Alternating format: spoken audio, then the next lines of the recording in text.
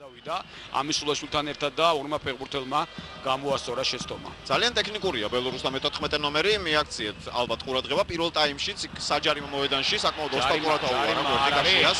არ არის აქ ჯარიმა, ოქრიაშვილი კი წაიქცა, მაგრამ თამაში არ შეჩერებულა და მარჯვენა ფლანგიდან შეტევაში გადავიდნენ ბელორუსი ფეხბურთელები.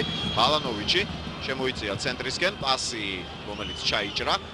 ჭედლიძე იბრძოლა ამ ბურთისთვის მოიგო, მაგრამ იზურგს უკან. გადაშორის ანდრო ერთი ძალიან საინტერესო დეტალია, კონდრატიევმა განაცხადა, რომ მას ჰქონდა ორი ვარიანტი დღევანდელ შეხვედრაზე, როგორც ის გუნდს ამზადებდა. პირველი ვარიანტი იყო, რაც უკავშირდებოდა ალექსანდრ გლების მოედანზე ყოფნას და მან აღნიშნა, რომ ეს ვარიანტი თავისთავად გამოერიცხა და დარჩა ერთადერთი სახიფათო შეტევა.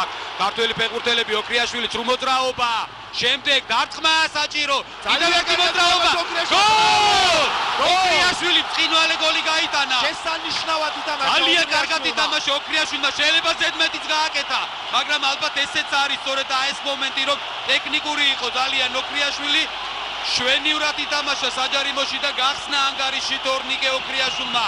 დღევანდელ შეხვედრაში 51 წუთი მატჩისა საქართველოს ნაკრები გადის წინ.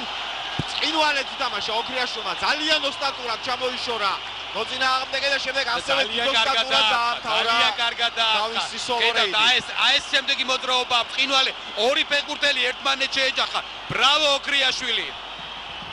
ეს არის მისი პირველი გოლი ეროვნულ ნაკრებში, თორნიკე ოქრიაშვილის პირველი გოლი. მეოთხე შეხვედრაა მხოლოდ და მხოლოდ ნაკრებში. ეს იყო საოცარი მოძრაობა.